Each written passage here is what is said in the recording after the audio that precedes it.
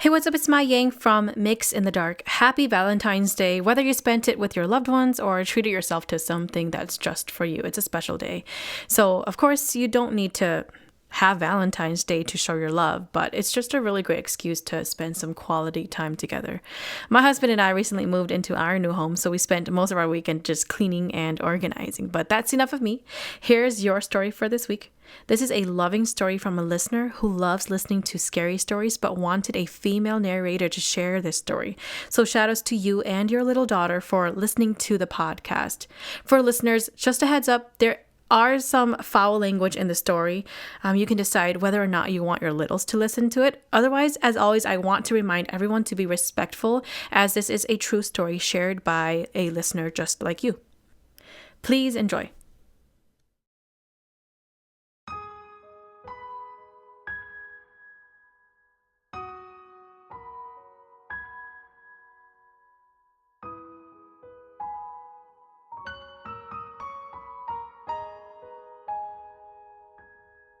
My mother-in-law passed away from the beginning of 2020 due to breast cancer.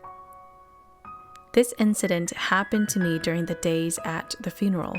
But first, a little backstory of me. I grew up in a Christian family, so I'm not familiar with the Hmong culture funeral side of things. My parents never brought my siblings and I to these events, nor did we have any interest in attending.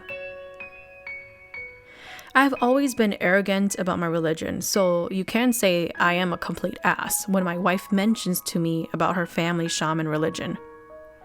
I'm not going to go into detail though. This story is not meant to disrespect anyone, but this incident made me open my eyes and even ears. I now have the highest respect for the shaman or traditional Hmong religion. Back to the story though. We had to get the funeral ready, so the family showed up at 5 a.m. Since I don't attend Hmong funerals, I have never seen or witnessed the first day. This is the day when the elders prepare the dead to the afterlife. Through my observations, I saw that the deceased was placed on a wooden bench in the open before the family places them into their new home, or their coffin. I am seeing all of this for the very first time. It's a shock to me, especially if you're faint of heart like me. And holy shit, it caught me off guard. The playing of the funeral drum and ring were also implanted in my head. My whole body felt heavy and sadness overwhelmed my heart. Every hit of the drum seems to be draining my life away. Seeing my mother-in-law just lying there just gave me the chills. It left pain all over my body. I would even suspect that I might have COVID? I don't know. This was the weekend right before the state went into lockdown for the very first time. A lot was on my mind too, so maybe lack of sleep? I don't know, I was uneasy. While this is happening, my wife and her side of the family are bowing down for blessings from our deceased mother-in-law. In Hmong we call this hyo. My arrogant self with a different background sat by the guest chair behind everyone, browsing like a salty ass dude.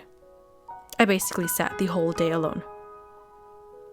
The day was ending and the funeral was about to close at 10 p.m.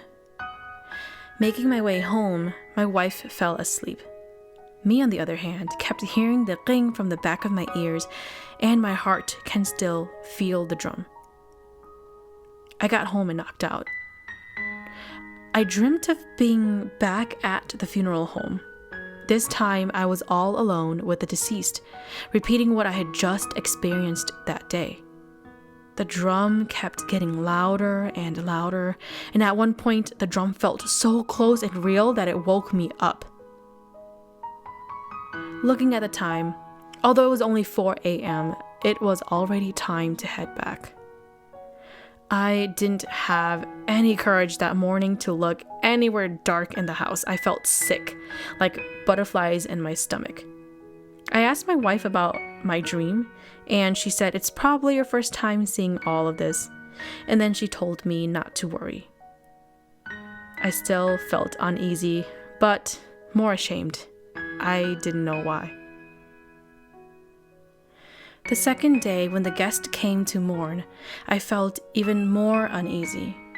The ghostly cries the elders made and the commotion with the drum and ring is enough to send your hair spiking.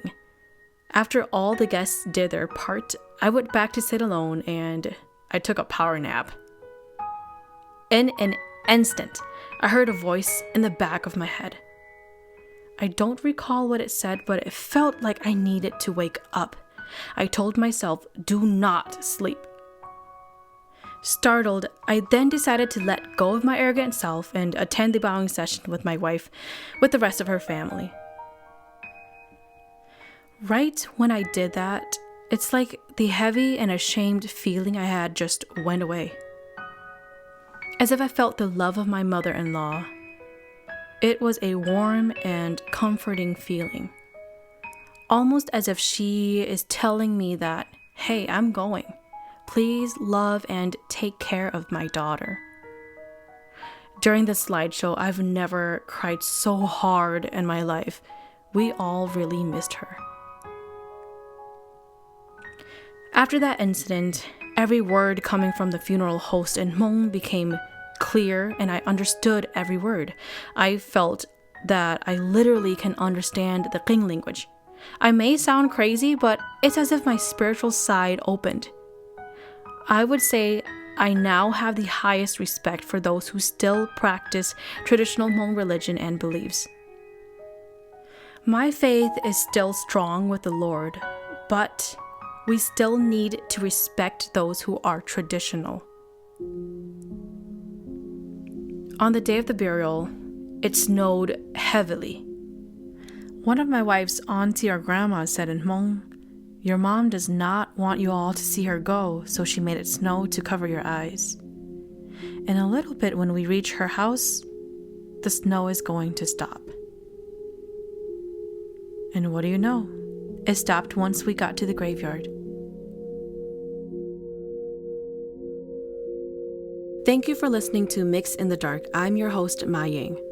Mix in the Dark podcast is available on Buzzsprout, Spotify, Apple Podcasts, iHeartRadio, Pandora, YouTube, and Facebook. If you have any stories that you would like to share, please send it to mixinthedark@gmail.com.